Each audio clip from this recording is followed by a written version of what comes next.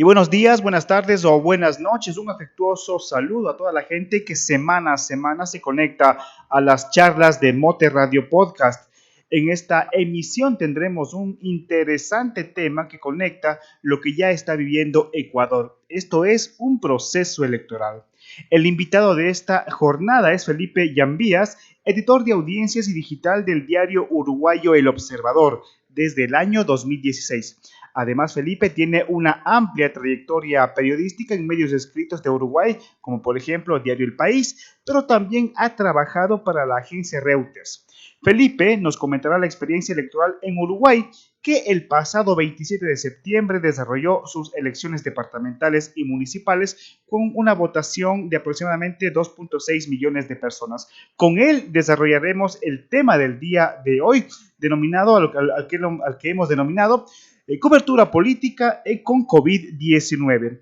Ya estamos conectados entre Cuenca, Ecuador y Uruguay. Y antes de iniciar este tema importante en Mote Radio Podcast, enviamos un cordial saludo a la distancia. Bienvenido Felipe. Te pedimos un primer saludo para la audiencia de acá de Mote Radio Podcast.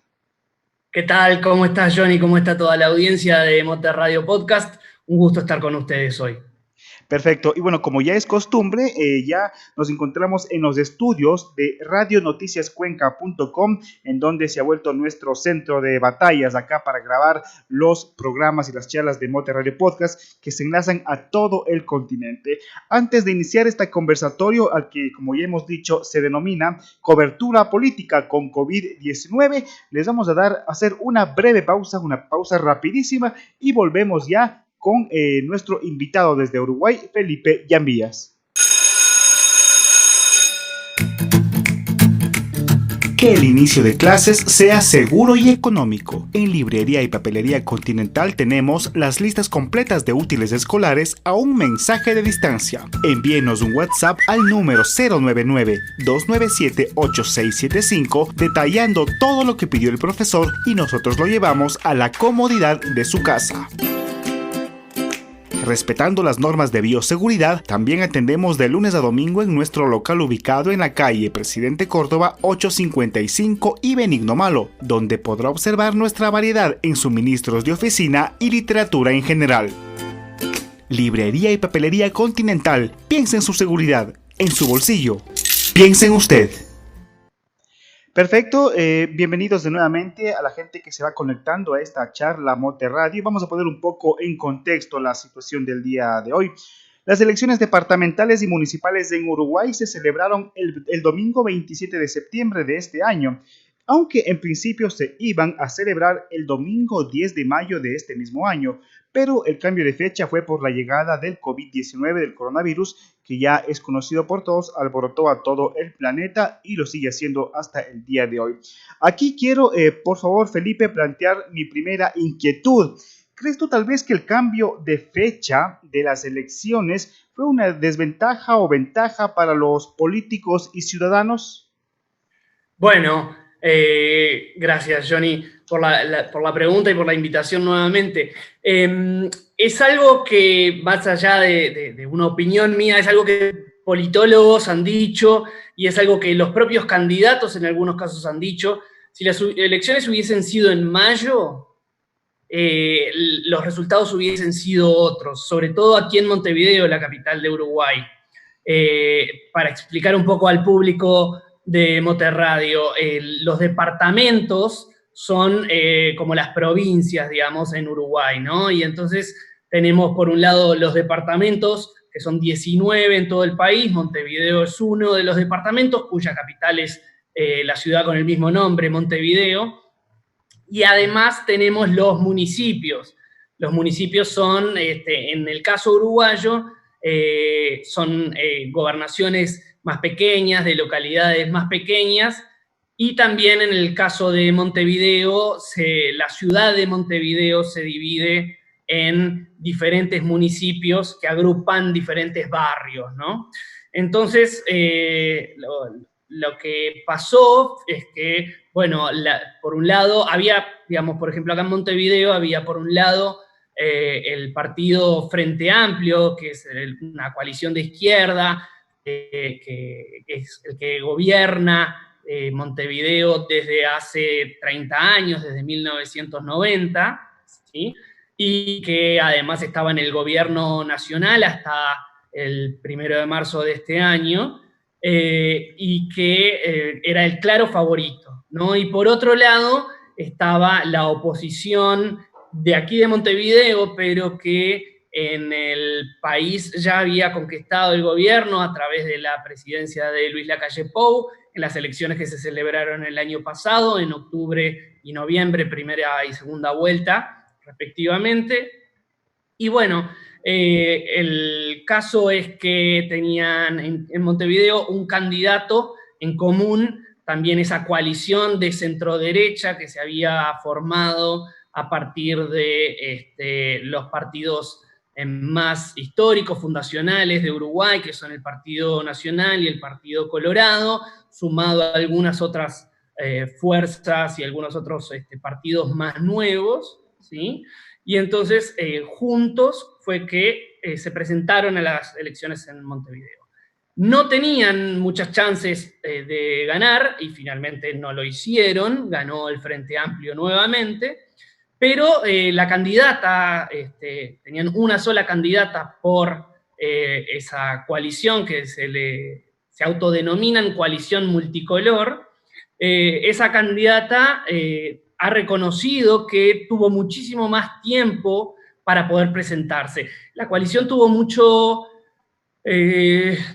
tiempo tratando de encontrar el candidato ideal que conformara a todas las partes. Y una vez que encontraron a esta candidata, que es una economista y periodista,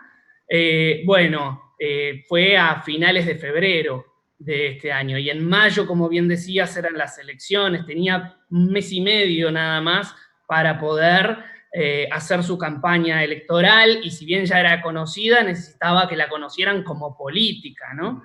Y entonces, bueno, eso hizo que pudieran trabajar mucho más la campaña y que pudieran llegar a un número que por lo menos fue más alto que en las elecciones anteriores de parte de la oposición aquí en Montevideo. En el caso del Frente Amplio, que fue el partido que ganó el gobierno departamental aquí, ¿qué pasó? Había un candidato favorito que era el intendente hasta el año pasado, que había dejado la intendencia para poder dedicarse a la campaña electoral, primero como candidato presidencial y luego, bueno, esta campaña por la intendencia, porque puede ser reelecto. En Uruguay no hay reelección presidencial, pero sí hay reelección para los gobiernos departamentales, al menos una reelección consecutiva, al menos no, solo una, perdón, pero se pueden reelegir, y el candidato era el favorito.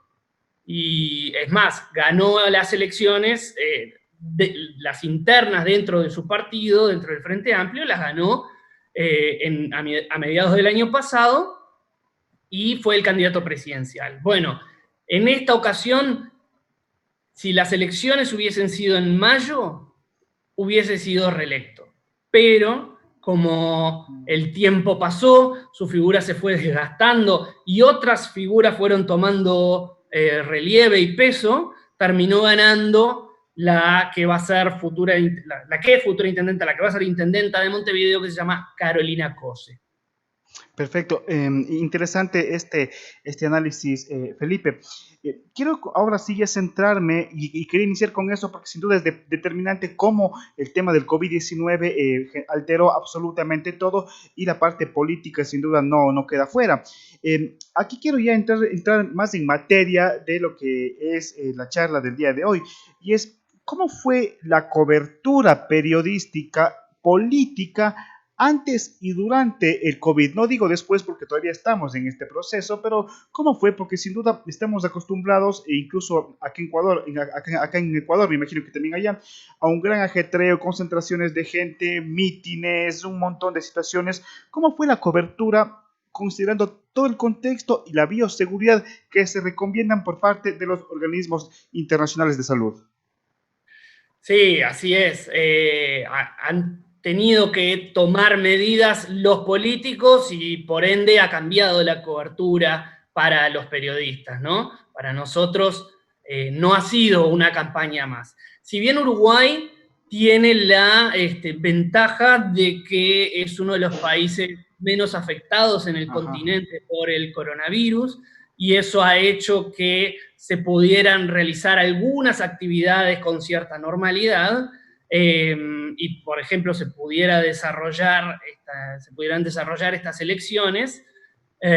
Lo cierto es que hubo actos que no se pudieron realizar, mítines que no se pudieron realizar de parte de los políticos, hubo sí algún acto puntual al final, en los últimos días de la campaña, y en algunos casos al aire libre, ¿sí? Para que la gente pudiera estar y en parques, digamos, como para que la gente pudiera estar con una distancia suficiente. Y tampoco fueron muy masivos, ¿no? Y en el caso, ese era en el caso del Frente Amplio, en el caso de la coalición multicolor, también lo que hicieron fue apelar a diferentes diferentes redes sociales, diferentes herramientas de Internet, de los medios de comunicación más tradicionales como la radio, la televisión, la prensa, para comunicarse con su público, ¿no? Y así poder llegar a los votantes, porque no era, digamos, era difícil pensar en actos masivos en lugares cerrados, por ejemplo, ¿no? Incluso actos masivos en lugares abiertos tampoco sería muy recomendable por las cuestiones de la aglomeración. Pero ¿cómo lo vivían los periodistas, por ejemplo? ¿Cómo lo vivían ustedes, los cronistas, los fotógrafos, los reporteros? ¿Qué tan radical fue el cambio de coberturas? Bien, o sea, el cambio en sí fue en a dónde había que ir a cubrir tal o cual evento, ¿verdad? O si se hacía simplemente desde un escritorio, ¿no? Yo estoy ahora en la redacción del diario El Observador, se hacía a través de la computadora, como estamos tú y yo hablando en este momento, y no yendo a un acto específico, no yendo a un lugar físicamente, sino que se hacía muchas veces coberturas a distancia. Pero eso porque ya desde el vamos estaba planteado así también por los partidos políticos, ¿verdad? Y bueno, sí algunas reuniones más pequeñas que sí se organizaron de manera física, también se podía ir a cubrir, y bueno, como te decía, como la pandemia no ha sido tan dura con Uruguay por el momento al menos, esa fue la ventaja de que tomando precauciones como estar usando tapabocas o mascarilla y manteniendo cierta distancia, ya era suficiente como para poder estar cubriendo estos eventos políticos. Por ejemplo, el día de la elección, perdón que te interrumpa, Johnny, no, el día de la elección, por ejemplo, en muchos casos se permitió que los fotógrafos, los periodistas, los camarógrafos entraran a los colegios de votación donde los candidatos iban a votar.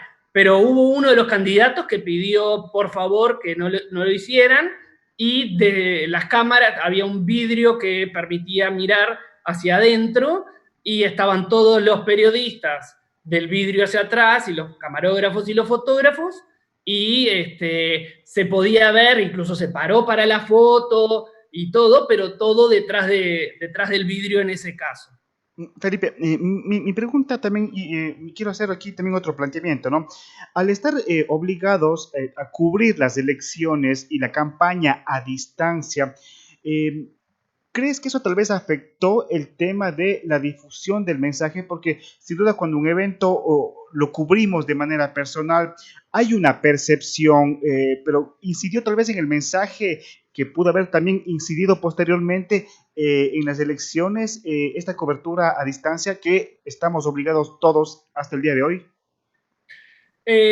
puede haber incidido en las cuestiones como, por ejemplo, poder contar un poco más las vivencias, ¿no? O poder contar in situ qué es lo que está pasando. Eso sí, en algunos casos, hacer crónicas, digamos, respecto a lo que está sucediendo, es difícil porque en una conversación virtual, digamos, uno puede quedarse con declaraciones, pero es más difícil contar efectivamente, bueno, el ambiente, contar qué es lo que está sucediendo en tal o cual lugar o en tal localidad, en tal ciudad, ¿no? También lo que permite es poder estar en una cobertura de algo que está sucediendo a 400 kilómetros sin tener que trasladarse. Entonces también por ahí hay una ventaja en el sentido de que uno no tiene que trasladarse y hacer largos recorridos y todo lo que eso implica para el periodista y el cansancio que implica para el periodista toda esa movilización. Por supuesto que periodísticamente tiene una riqueza brutal estar en el lugar de los hechos, ¿no? Pero también hay que mirar las ventajas y aprender de qué podemos tomar a partir de esto, y es, bueno, tal vez puedo estar en un acto a, como te digo, 400, 500 kilómetros de donde estamos, y la diferencia de cobertura que voy a tener yo con el periodista que está en la misma ciudad es prácticamente nula, ¿no? Justamente, Felipe, ¿qué papel crees tú que jugaron? Hace un ratito ya diste un pequeño detalle, pero ¿qué papel crees que jugaron el tema de las redes sociales en el proceso electoral, considerando también de que el tema de las aglomeraciones, la concentración masiva de gente y todo, sin duda es también algo que está bastante restringido? ¿Qué papel jugaron esas redes sociales? Tal vez, si podemos tal vez hablar, tener algo específico de Facebook, de Instagram, de TikTok, Snapchat, qué sé yo. ¿Cuál es tal vez esa experiencia desde estas plataformas? Claro. Bueno, acá, como tal vez en la mayor parte del mundo, la plataforma, la red social más popular es Facebook, ¿no? Y bueno, por supuesto que la campaña se vivió y se vio a través de esa red social. Twitter también, pero lo que pasa es que en Twitter lo que se ve es una polarización muy grande que después no tiene un reflejo, un correlato tan duro en la realidad, ¿no? Se pueden ver como grandes enfrentamientos que después no son tan así, digamos, en la vida real. Incluso hubo cruces entre candidatos de comentarios, entre candidatos que rivalizaban, ¿no? Que estaban compitiendo entre sí en redes sociales, porque, bueno, alguno quiso contestarle a otro, pero bueno, rápidamente también las partes bajaron un poco la tensión. Snapchat acá es una red social que tuvo algún auge en algún momento entre los adolescentes, pero que ya está teniendo una caída y no está siendo tan utilizada. Y TikTok, que digamos que podría ser la que está más de moda, y que también con la pandemia se empezó a utilizar más, ¿no? Porque, bueno, esta cuestión de entretenerse también implicó que la gente buscara otras redes sociales nuevas. Bueno, hay candidatos que incluso apelaron a esta red social nueva para comunicarse con un público distinto, ¿no? Para comunicarse. ¿Y cómo les fue? ¿Y cómo les fue en TikTok a los políticos? Bueno, si bien eran, digamos, publicaciones bastante puntuales y demás, yo creo que apuntaban a un público muy particular porque todavía no es masiva la red, ¿no? Pero sí aprovecharon esa moda para poder posicionarse en ese otro público que también vota, ¿no? Porque, bueno, acá también las elecciones son obligatorias. Entonces, bueno, de esa manera jugaron las redes sociales. También los partidos políticos utilizaron las redes sociales para hacer transmisiones en vivo por Facebook o por Instagram, ¿no? De determinados actos, mensajes y demás. Algo que ya se veía el año pasado en la campaña electoral presidencial, acá en Uruguay, pero que se vio un poquito reforzado a partir de la pandemia. Y eso, y las redes sociales, ¿cuánto ayudaron o no ayudaron al final del día para redactar una nota, publicar una entrevista, o sea, para hacer una crónica? ¿Cuánto ayudaron al periodista todas las redes sociales?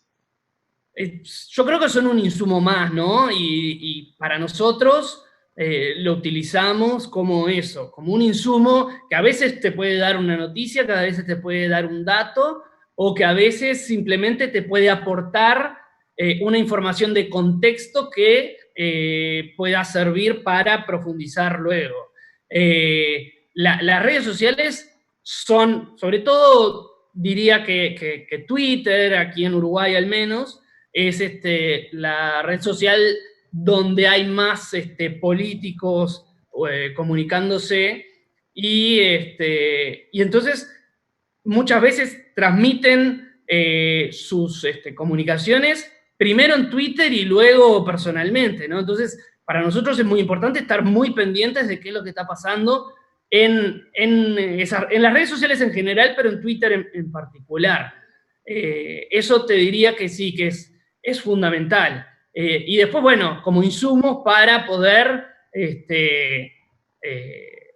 redactar y poder trabajar en el campo.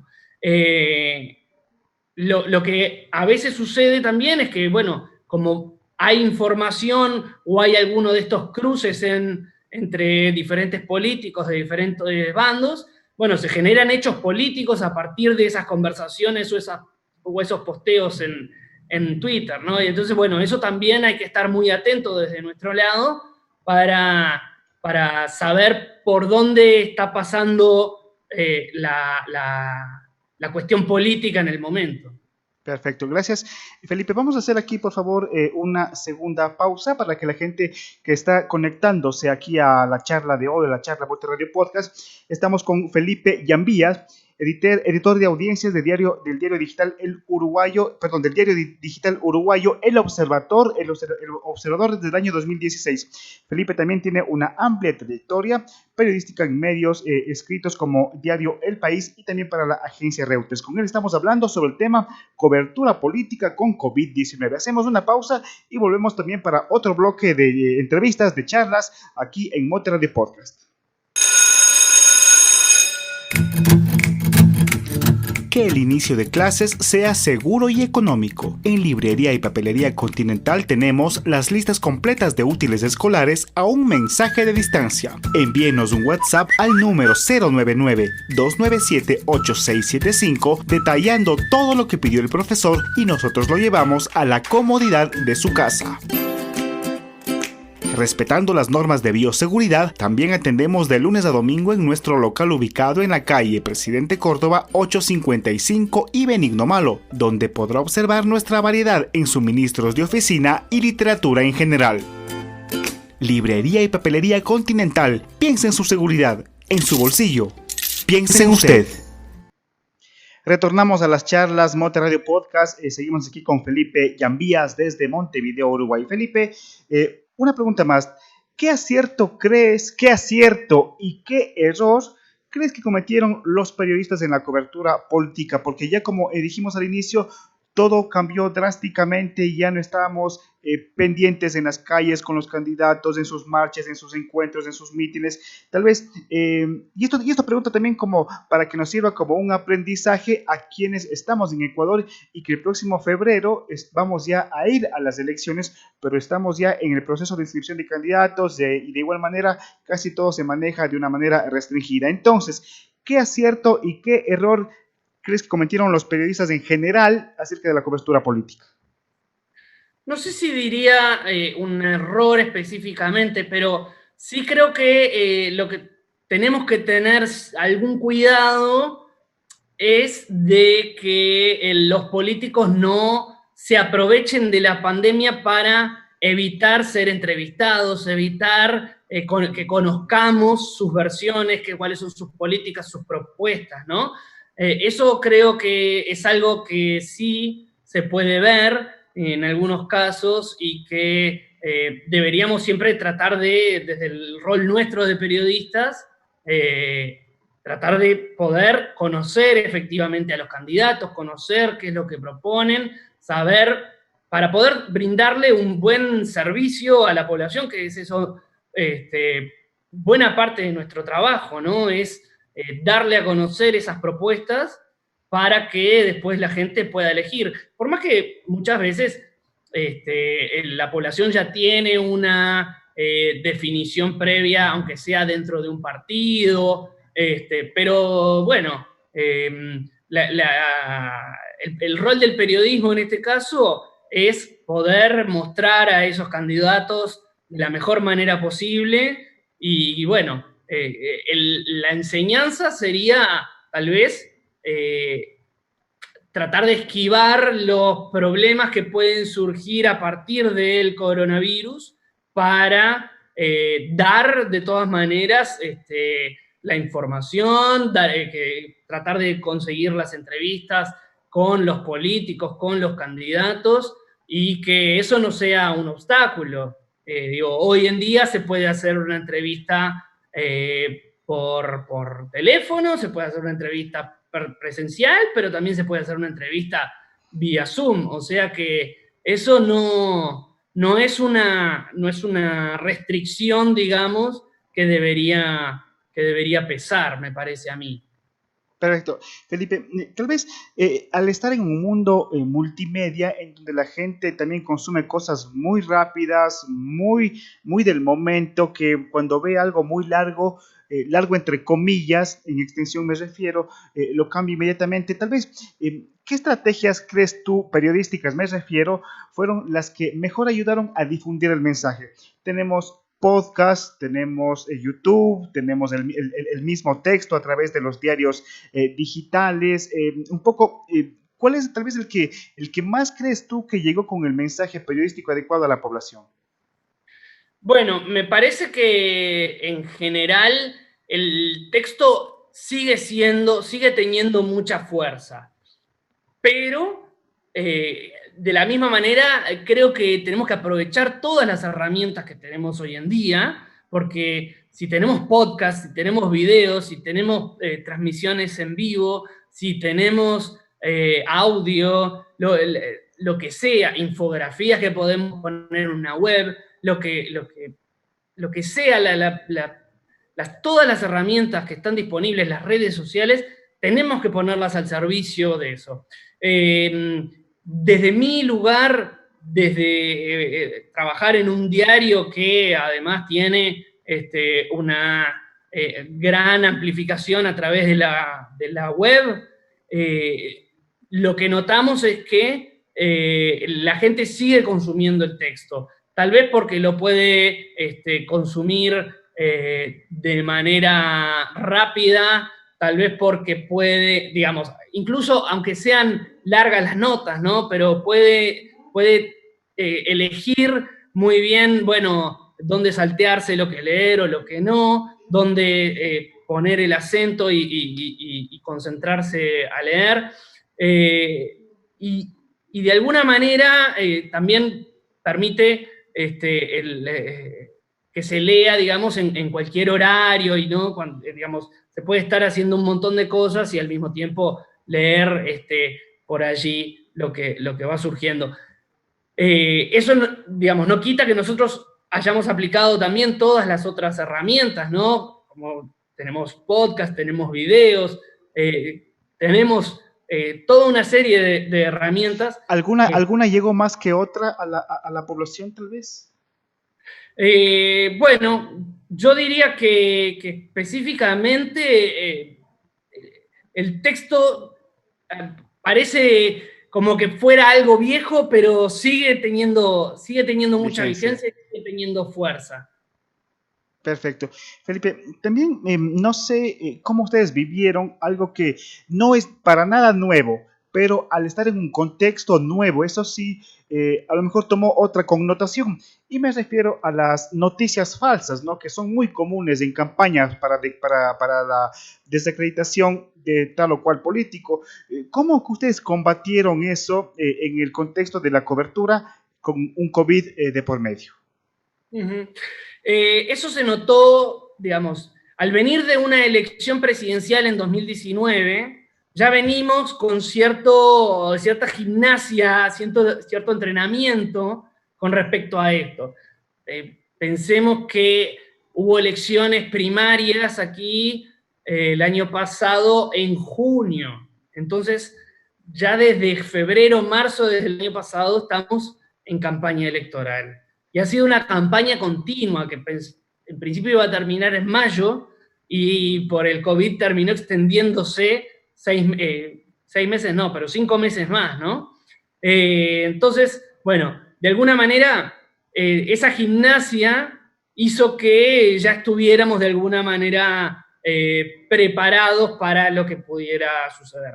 El año pasado en campaña se notó mucho más la presencia de noticias falsas que este año. Por supuesto que en redes sociales todo el tiempo están circulando cosas que no son verdaderas o que son medias verdades o que están tergiversadas, pero lo que no se vio, al menos en esta campaña puntualmente, fue una campaña, valga la redundancia, organizada u orquestada, digamos, de algún candidato o político o sector o partido político que específicamente pusiera, digamos, incluso, por supuesto que siempre lo hacen de manera secreta o oculta, ¿no? Uh-huh. Pero ni siquiera, porque cuando trataron de hacerlo el año pasado, los descubrimos bastante rápido. Entonces, ya aprendieron bastante y bueno, grupos militantes siempre hay Claro. que no necesariamente difunden información verdadera, pero bueno, la mayoría de la gente entiende que para tener información verificada, información chequeada, tiene que recurrir a los medios y a los periodistas para poder informarse. Perfecto. Felipe, quisiera ir ya cerrando esta importante charla que hoy hemos tenido y sin duda nos servirá de mucho para acá, con dos inquietudes finales. La primera, hay algo que preocupa a la población de Ecuador, incluso al Consejo Electoral, y que por eso es que alguna vez se planteó hacer incluso la elección en 2 días, y es el tema de un posible rebrote en las elecciones. ¿Se dio eso allá en Uruguay o cómo controlaron las autoridades? Porque en las fotografías que yo he visto de tu diario y también de otros medios de tu país, hay aglomeración de gente. Entonces, quisiera partir por esa preocupación de la gente. ¿En su experiencia se dio o no se dio un rebrote y en qué magnitud? Lo que veíamos antes del domingo 27, que fue el día de las elecciones, incluso estuvimos escribiendo aquí en El Observador alguna nota al respecto, es que los países que este año habían tenido elecciones de algún tipo, ¿no? A partir de la pandemia, en muchísimos se daba que el COVID explotaba, ¿no? Que el rebrote era con nuevos picos muy fuertes y demás. Por eso era una preocupación en lo previo. Todavía van pocos días, pocos, entre comillas, pocos días, son 8 días y medio, 9 días que van desde el domingo de las elecciones. Por el momento no se ha notado ningún brote a partir de las elecciones. Pero hay que tener en cuenta que en Uruguay tenemos poco más de 2.000 casos de contagio en total desde que se inició la pandemia y poco más de 200 casos activos, ¿sí? El día de ayer, por ejemplo, hubo 10 casos en el país. En el domingo hubo 26 y el sábado hubo 25. Es decir, son números que todavía son manejables y por eso es que, al menos por el momento, no se ha visto. No quiere decir que no pueda aparecer todavía porque hay un periodo ventana, Ajá, evidentemente, y habrá que esperar por lo menos hasta el final de la semana para estar seguros de que no hubo una explosión de los casos de coronavirus. Aquí una repregunta, Felipe. ¿Conoces tú tal vez cómo fue el nivel de ausentismo? Porque eso también se espera aquí en Ecuador de que haya un nivel de ausentismo. ¿Hubo un nivel de ausentismo por el temor de la gente de salir a votar o fue regular la asistencia de la población? Fue absolutamente normal, nos sorprendió mucho, pero fue absolutamente normal. Incluso aquellos mayores de 65 años o aquellas personas que tienen algún problema como diabetes, hipertensión y que son más propensas a tener algún problema adicional si se contagian por coronavirus, fueron a votar. Fueron todos, se veía en los circuitos de votación gente mayor, sin problema alguno. Lo que sí se tomaron algunas medidas adicionales por parte de la Corte Electoral. Por ejemplo, se agregó por cada circuito de votación, digamos, en lugar de tener a 3 personas, que son las que están usualmente en la mesa, había una cuarta que estaba en la puerta del salón donde se votaba, del circuito donde se votaba, y, por ejemplo, ordenaba la fila, digamos, de manera que hubiera distancia entre las personas, que todo el mundo estuviera usando tapabocas. A la entrada del local donde se votaba, a uno le daban obligatoriamente alcohol en gel para ponerse en las manos, ¿no? Y también obligatoriamente usando la mascarilla o tapabocas. Perfecto. Felipe, yo te quiero agradecer bastante por esta charla que ha sido bastante importante, pero también manteniendo esa experiencia que ustedes ya vivieron y que la siguen viviendo en el proceso postelectoral, eh, para quienes vamos a entrar en este proceso, ya en esta dinámica con mucha mayor intensidad, a los periodistas, a los colegas, a los comunicadores de acá de Ecuador, si les pudieras dar tal vez un top 5 de cosas o un top 3 de cosas para que estemos pendientes y cubramos la información con la veracidad que se merece, pero también resguardando la distancia. Y pensando también de que sobre todas las cosas está el interés que debemos dar a la gente, que es una información de calidad. ¿Qué podrías recomendarnos acá a los periodistas, a los comunicadores de Ecuador? Bueno, como bien decías, sin en ningún momento poner en riesgo la salud de nadie y tomando las medidas sanitarias que haya que tomar, me parece que tenemos que estar siempre pensando en ese lector, ese escucha, ese televidente, en el público, en la audiencia que nos está consumiendo. ¿Por qué? Porque esa audiencia viene a nosotros porque necesita conocer para poder votar, ¿sí? Entonces, quiere tomar las mejores decisiones posibles y lo que nosotros podamos hacer desde la cobertura va a ser muy importante. Como decía hoy, a cada cobertura que se pueda ir de manera física, vayamos, hagamos todos los intentos que haya que hacer, tomando las medidas de seguridad necesarias, pero vayamos, estemos en los lugares, contemos, y contemos no solo lo que dicen los políticos, sino también lo que hacen y lo que no nos dicen, ¿no? Perfecto, muchísimas gracias al invitado de esta charla Mote Radio Podcast. Hablamos de Felipe Llambías, quien es editor de audiencias y digital del diario uruguayo El Observador desde el año 2016. Además, Felipe tiene una amplia trayectoria periodística en medios escritos de Uruguay, como Diario El País, y también ha trabajado en la agencia Reuters. Junto a él hemos desarrollado esta charla Mote Radio, a la que hemos denominado Cobertura Política con COVID-19, que nos ha dejado grandes experiencias y que ustedes la pueden seguir desde nuestra página web www.moteradio.com. También esta charla está subida ya automáticamente a nuestro canal de YouTube, y también les comentamos a ustedes que pronto estaremos ya subiendo información a nuestra cuenta de TikTok, así es que también hacemos información desde esta red social. Felipe, en el saludo final de esta charla quiero agradecerte muchísimo por haber dado este tiempo a conectar Cuenca con Montevideo, porque sin duda nos ganamos todos de las experiencias. Felipe. Muchísimas gracias, Johnny, a ti y a todo el equipo. Perfecto, gracias.